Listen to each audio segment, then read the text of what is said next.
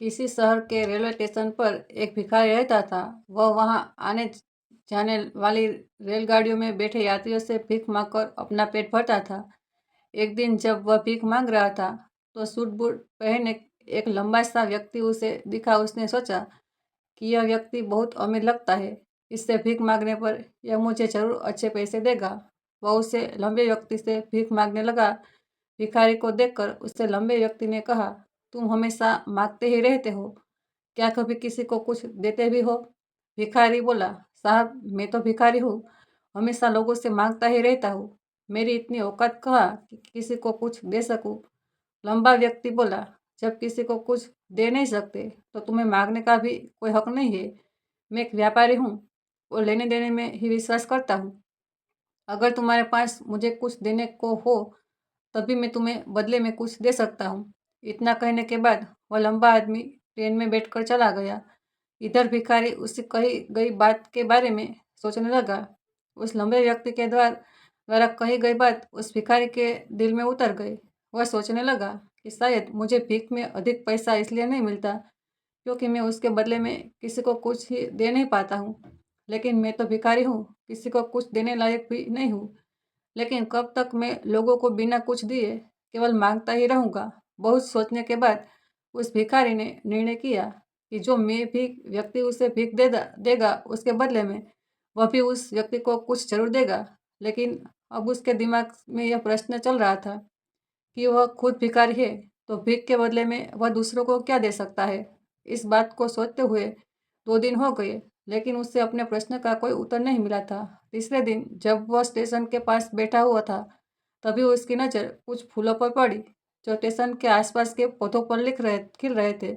उसने सोचा, क्यों ना मैं लोगों को भीख के बदले कुछ फूल दे दिया करूं। उसका अपना यह विचार अच्छा लगा और उसने वहां से कुछ फूल तोड़ लिया। अब वह ट्रेन में भीख मांगने पहुंचा। अब जब भी कोई उसे भीख देता तो उसके बदले में वह भीख देने वाले को कुछ फूल दे देता। उन फूलों को लोग खुश होकर अपने पास रख लेते। अब भिखारी रोज फूल तोड़ता और भीख के बदले में उन फूलों को लोगों में बांट देता था।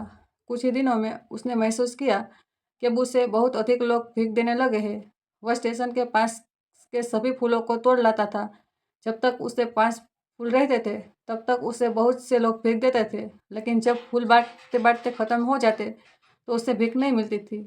अब रोज ऐसा ही चलता रहा। एक दिन जब वह भीख मांग रहा था तो उसने देखा कि वही लंबा व्यक्ति ट्रेन में बैठा है जिसकी वजह से उसे भीख के बदले फूल देने की प्रेरणा मिली थी। वह तुरंत उस व्यक्ति के पास पहुंच गया और भीख मांगते हुए बोला, आज मेरे पास आपको देने के लिए कुछ फूल है, आप मुझे भीख दीजिए तो बदले में आपको कुछ फूल दूंगा। उस लंबे व्यक्ति ने उसे भीख के रूप में कुछ पैसे दे दिए और भिखारी ने कुछ फूल उसे दे दिए। उस लंबे व्यक्ति को बात बहुत पसंद आई। वह बोला, वाह क्या बात है, आज तुम भी मेरी तरफ एक व्यापारी बन गए हो।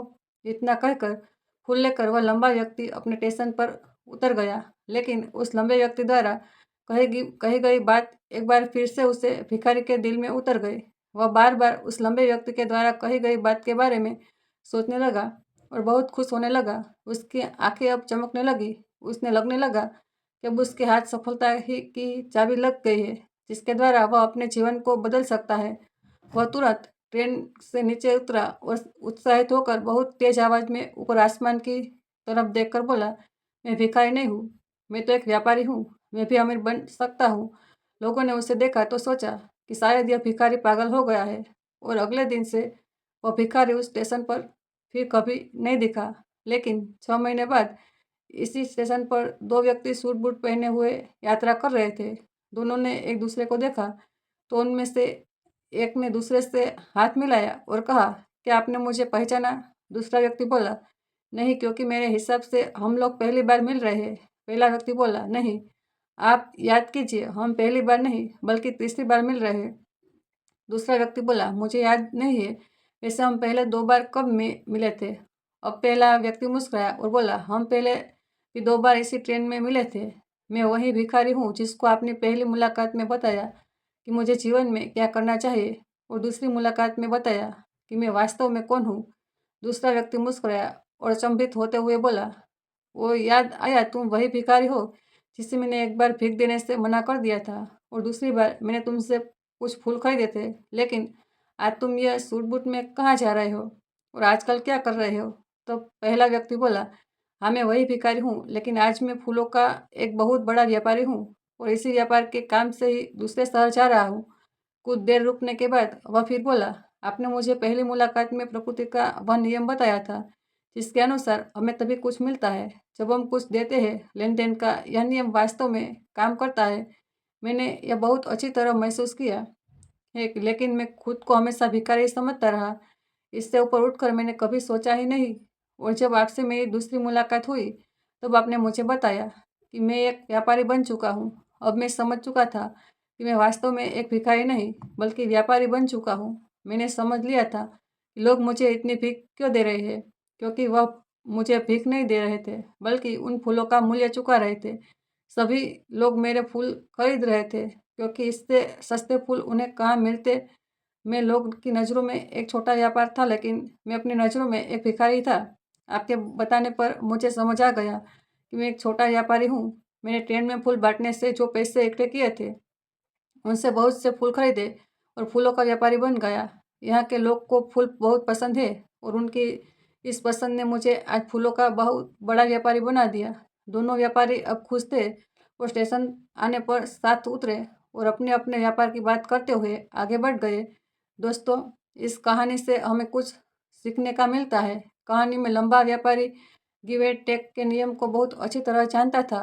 दुनिया के सभी बड़े व्यापारी इस जीवन के नियम का उपयोग करके सफल हुए हैं। इस फार्मूलों को उसने भिखारी को भी बताया। भिखारी ने इस प्राकृत नियम को अपना लिया और इसका असर उसके जीवन में साफ दिखाई देने लगा। उसने अपनी सोच बदली और उसकी ज़िंदगी बदल गई। यह कहानी हमें बताती है कि हम यदि अपनी सोच बदल दें तो कुछ भी हासिल किया जा सकता है। यदि हम खुद को छोटा समझते रहेंगे तो हम हमेशा छोटे ही बने रहेंगे। बड़ा बनने के लिए हमें अपनी सोच को बदलना होगा और खुद के बारे में बड़ा सोचना होगा। कहानी का सार यही है कि फिर सफलता आपकी सोच में छुपी होती है। खुद का आत्मसम्मान जगाइए, अपनी सोच को बड़ा बनाइए और देखती है कि कैसे आप सफलता के शिखर पर पहुंच जाते हैं।